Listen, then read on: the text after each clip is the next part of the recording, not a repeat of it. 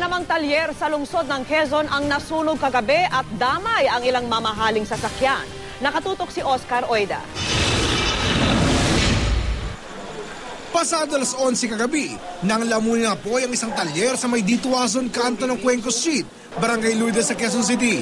Nakarinig muna raw ng mga pagputok ang mga tauhan ng naturang talyer sa itaas ng kanilang opisina. Sinundan ito ng malakas na apoy.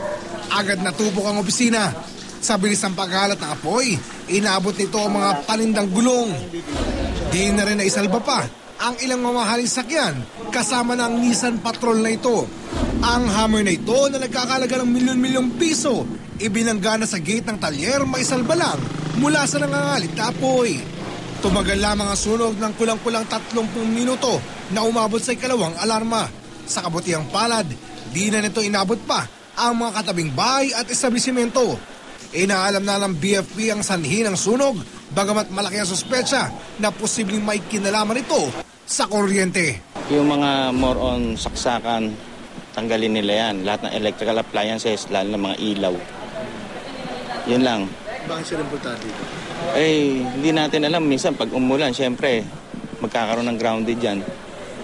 Pag nabasa, kaya kailangan safety sila. Oscar Oida, naka-alerto, 24.